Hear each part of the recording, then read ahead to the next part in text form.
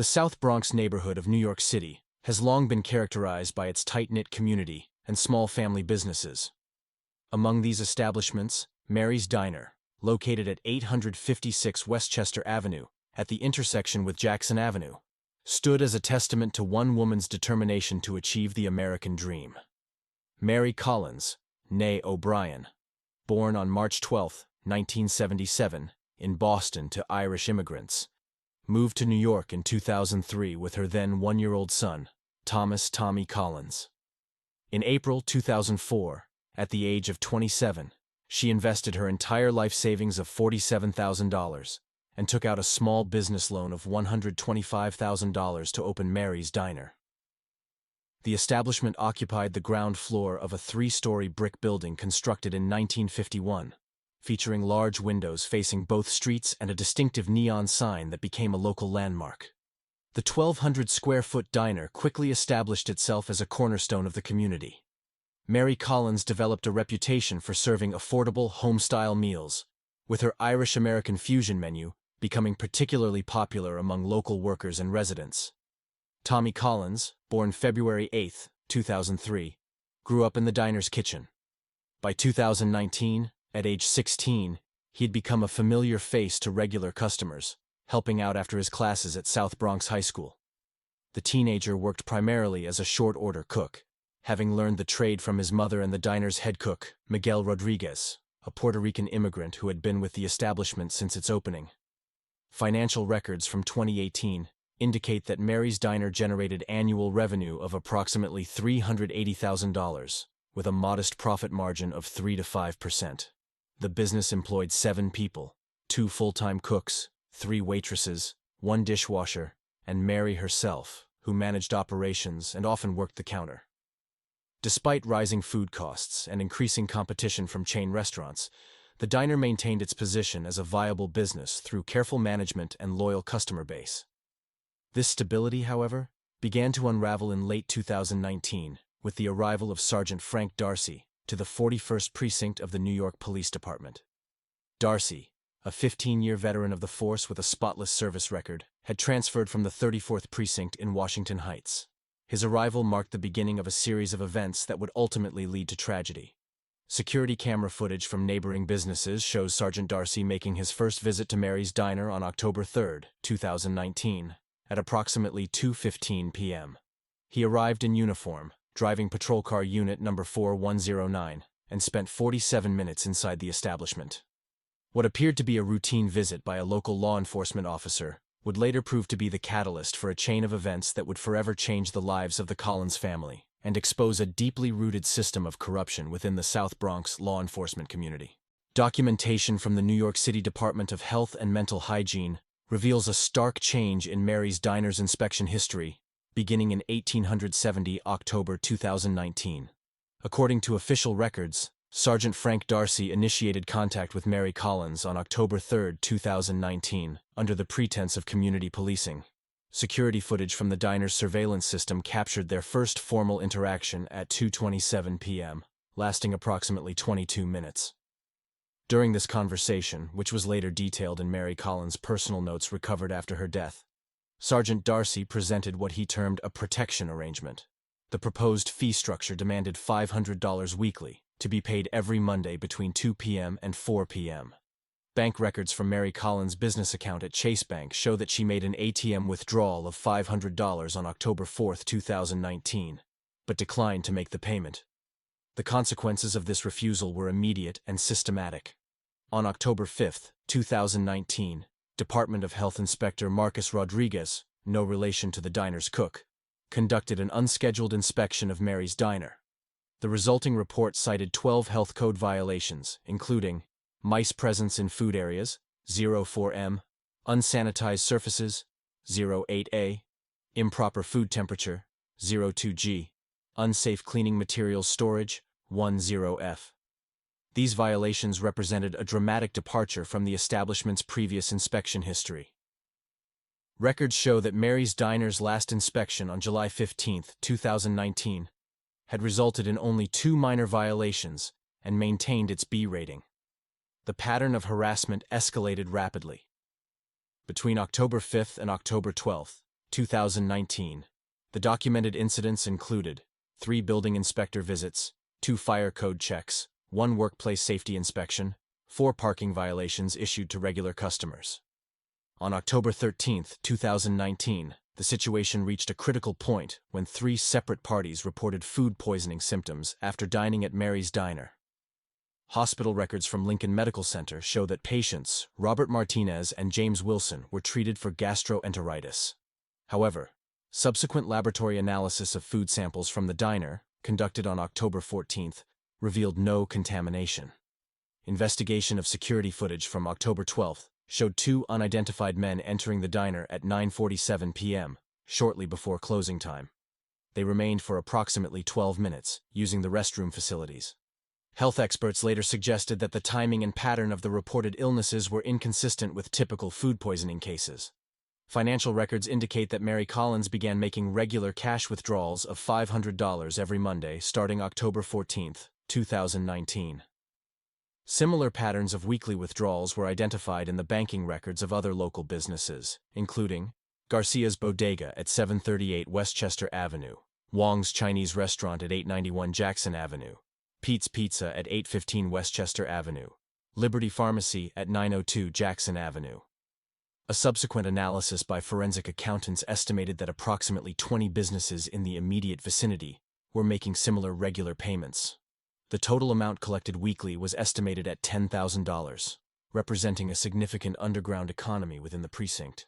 Sergeant Darcy's bank records, obtained later during the investigation, show regular cash deposits ranging from $3,500 to $4,000 per week, beginning in mid-October 2019. These deposits were made at various ATM locations throughout the Bronx, never at the same location twice in consecutive weeks. This pattern of deposits continued until December 2019, establishing a clear timeline of the extortion scheme's operation. By November 2019, the weekly protection payments demanded from Mary's Diner had increased to $750. Bank statements from Chase Bank document this escalation through Mary Collins' weekly withdrawals. While October payments remained consistent at $500, the November records show 3 separate increases. The amount rose on the 4th, then again on the 11th, and finally reached $750 on November 18th. Mary Collins began systematically documenting the extortion scheme. Her evidence collection, later recovered from a safe deposit box at Chase Bank on Westchester Avenue, contained detailed payment records meticulously kept in a ledger. She had made 8 audio recordings using her iPhone 8 and taken 17 photographs with her Nikon D3500 camera. The collection also included extensive handwritten notes documenting her conversations with Sergeant Darcy. The audio recordings, time-stamped between November 1st and 14th, 2019, captured several interactions with Sergeant Darcy. In one notable recording from November 7th, Darcy's voice can be heard clearly stating, "Business costs go up every year. That's just inflation, Mrs. Collins." Digital forensics experts later confirmed the authenticity of these recordings through metadata analysis. On the afternoon of November 15th, 2019, at 2:47 p.m., surveillance cameras from Mary's Diner captured Mary Collins making a phone call to the NYPD Internal Affairs Bureau. Phone records confirm she spoke with Detective Sarah Martinez for 6 minutes. During this call, they arranged a formal meeting for November 18th to discuss the allegations of police corruption. That same evening, at 9:42 p.m., security footage shows Sergeant Frank Darcy entering Mary's Diner through the front door. The establishment was preparing to close, with only 2 customers remaining. These final customers exited at 9:45 p.m., leaving just Mary Collins and her son Tommy, who was cleaning the kitchen, in the building. The diner's security system recorded a detailed sequence of that evening's tragic events. At 9:47 p.m., Darcy was seen approaching the counter where Collins stood counting the day's receipts. 1 minute later, at 9:48 p.m., the footage shows them engaged in what appears to be an animated conversation, though no audio was available. The situation escalated at 9:51 p.m. when Darcy moved behind the counter. At 9:52 p.m., the footage captures a physical altercation between them. Just 37 seconds later, Collins fell backward, her head striking the corner of the stainless steel prep counter with devastating force. Tommy Collins emerged from the kitchen at 9:53 p.m., and within 45 seconds, at 9:45 p.m., Darcy was seen making a call to 911 from his cell phone. The official NYPD incident report, filed under case number 19-4178, documents the emergency response timeline. Officers from the 41st Precinct arrived at the scene at 9:59 p.m., followed by EMS at 10:03 p.m. Mary Collins was pronounced dead at the scene at 10:17 p.m. The medical examiner's report identified the cause of death as severe cerebral hemorrhage, resulting from blunt force trauma to the occipital region of the skull. Detective James Wilson from the 41st Precinct's Homicide Division conducted the initial investigation. His report, filed on November 16, classified the death as accidental. This conclusion was based on three main factors: the witness statement provided by Sergeant Darcy, the security footage showing the fall, and the absence of physical evidence indicating assault. The report specifically noted that Tommy Collins was in the kitchen at the time of the incident and did not witness the interaction that led to his mother's fall. The autopsy, completed by Dr. Michael Harper on November 17, revealed several significant findings. The examination discovered minor bruising on both arms consistent with defensive wounds. The toxicology screening showed a blood alcohol level of 0.00, with no drugs present in her system. Despite these concerning findings, the death was officially ruled accidental.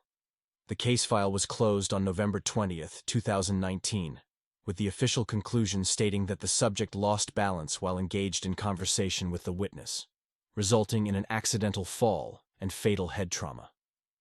At this time, the safe deposit box containing Mary Collins' evidence remained undiscovered, as Tommy Collins was unaware of its existence. The entire investigation lasted less than 5 days, marking an unusually quick resolution for a death involving disputed circumstances. Internal Affairs never received the documentation Mary Collins had prepared for her scheduled meeting on November 18, and Detective Martinez closed the preliminary corruption investigation due to the complainant's death. Following Mary Collins' death in November 2019, her son Tommy made a calculated decision to avoid official channels of investigation. The teenager's personal diary, later recovered from his school locker, reveals his methodical approach to gathering intelligence on Sergeant Frank Darcy over the next 6 weeks. From late November through December 2019, Tommy Collins maintained detailed surveillance of Darcy's daily routines. His observations, recorded in a smartphone app disguised as a school homework planner, documented the officer's regular patterns.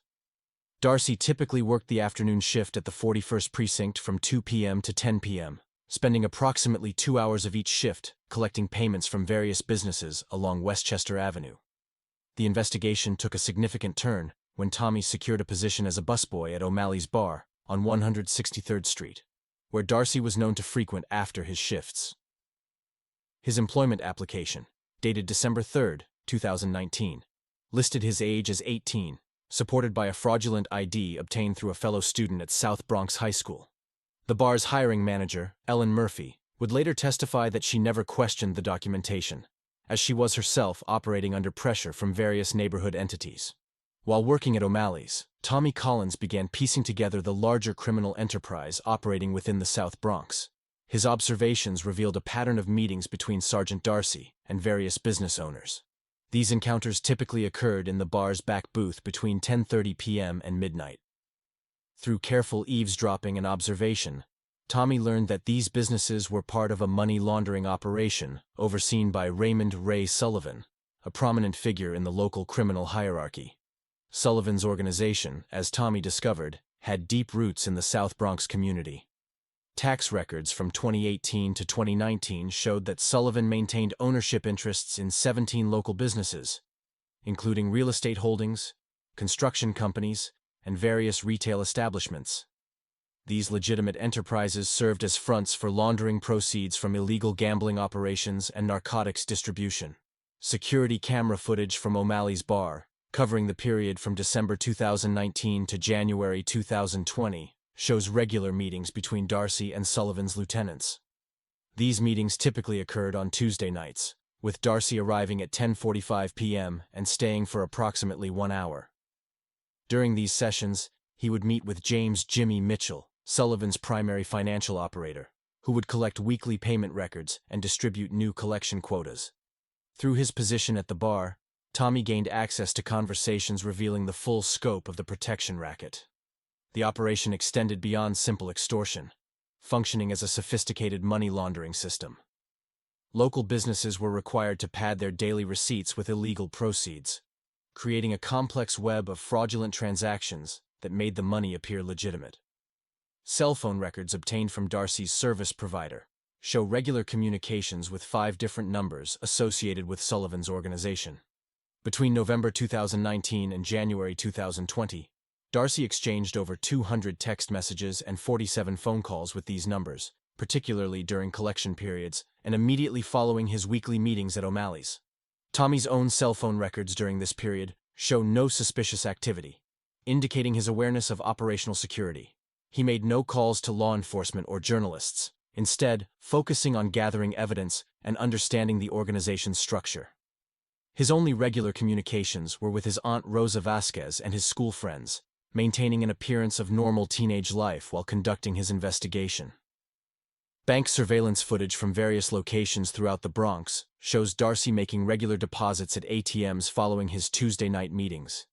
These deposits, typically ranging from $3,500 to $4,000, were always made in cash and distributed across multiple accounts at different banks. The pattern suggests a deliberate attempt to stay below the $10,000 threshold that would trigger mandatory reporting requirements under federal banking regulations. By mid-January 2020, Tommy Collins had fully uncovered the financial mechanics of Sergeant Darcy's operation. The scheme's structure was deceptively simple. Each week, Sergeant Darcy collected $500 from approximately 20 local businesses, allegedly as protection money for Ray Sullivan's organization. However, forensic accounting analysis would later reveal that only $300 from each collection was being forwarded to Sullivan's operation. The remaining $200 per business was diverted to Darcy's personal accounts. With 20 businesses paying weekly, this amounted to $4,000 per month in unreported income that Darcy was skimming from Sullivan's operation. A crucial breakthrough in documenting this fraud came on January 15, 2020, at O'Malley's bar. Rosa Vasquez, Tommy's maternal aunt who worked as a dishwasher at the establishment, captured a damning conversation using her iPhone's voice memo feature. The recording, time-stamped at 11:23 p.m., documented an intoxicated Sergeant Darcy speaking candidly with his patrol partner, Officer Michael Green. The 18-minute recording captured several incriminating statements. At 11:27 p.m., Darcy could be heard clearly stating, "These immigrant shop owners, they're too scared to count. I tell Sullivan it's 300, pocket the rest, everybody stays happy." More critically, at 11:34 p.m., Darcy began discussing the events of November 15, 2019, at Mary's Diner. The recording captured him saying, "The stupid woman thought she could go to internal affairs. One push, that's all it took. Accident report, case closed." Tommy Collins compiled this evidence methodically. He gathered his mother's original payment ledgers from her safe deposit box, showing weekly payments of $500. These records contrasted sharply with Sullivan's books, which indicated receipts of only $300 per week from Mary's Diner. The discrepancy was consistent across all 20 businesses in the protection scheme. On January 17, 2020, Tommy Collins took the decisive step of delivering this evidence to Ray Sullivan's organization. He placed a manila envelope in the night deposit box of Sullivan's legitimate business, the West Bronx Property Management Office on Jerome Avenue. The package contained 3 key pieces of evidence: a USB drive with Rosa Vasquez's audio recording, photocopies of Mary Collins's payment ledgers, and a detailed spreadsheet showing the systematic theft of approximately $208,000 from Sullivan's organization over the previous year. The significance of this financial betrayal cannot be understated in the context of organized crime dynamics in the South Bronx. Ray Sullivan had built his organization on a foundation of strict financial accountability. Previous incidents documented by law enforcement showed that Sullivan had severely punished even minor financial discrepancies within his organization. The evidence provided by Tommy Collins created an irrefutable proof of Darcy's betrayal. Each page of Mary Collins's ledger included dated entries with precise payment amounts. The audio recording not only confirmed the scheme, but also provided evidence of Darcy's involvement in Mary Collins's death. Most importantly, The financial documentation demonstrated a long-term pattern of systematic theft from Sullivan's organization. Cell phone records show that within hours of receiving the package, Sullivan made a series of calls to his most trusted associates. Between 9 a.m. and 11 a.m. on January 18, 2020, Sullivan's phone connected with 5 different numbers associated with his inner circle.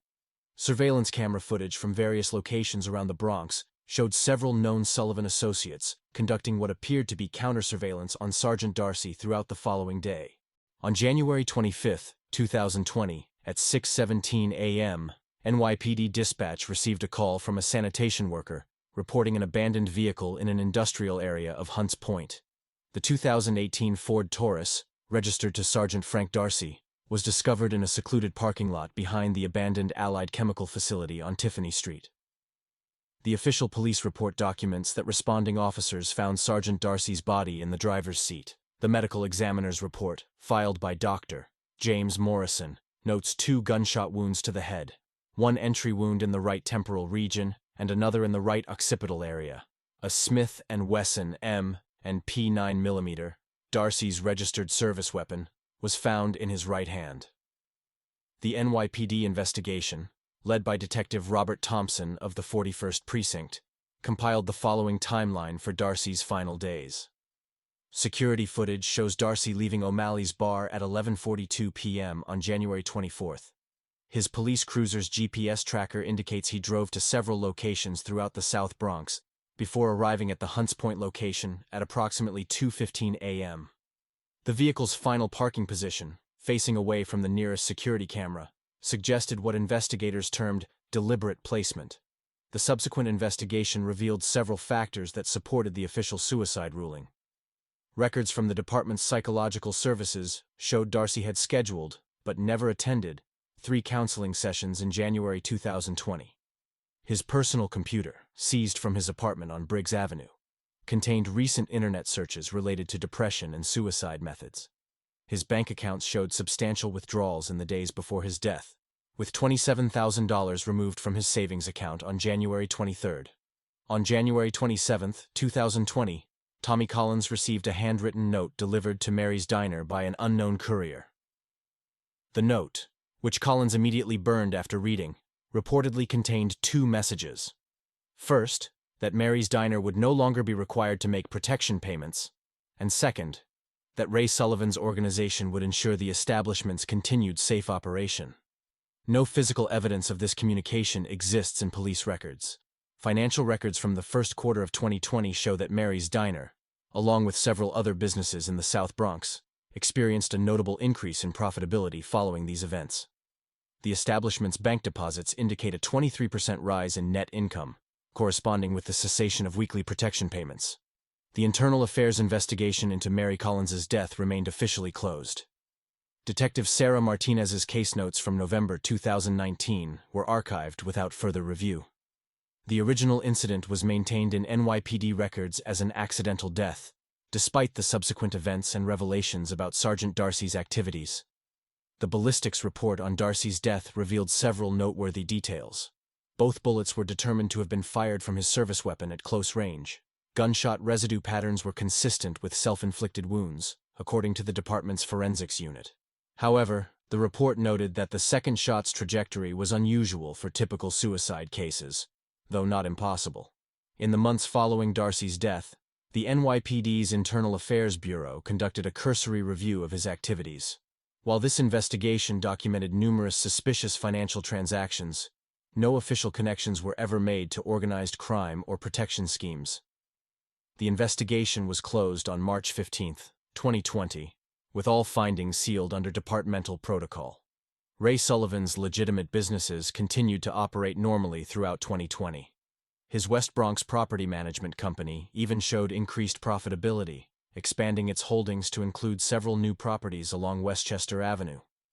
No law enforcement investigations were ever opened regarding his potential connection to either Mary Collins's death or Sergeant Darcy's suicide.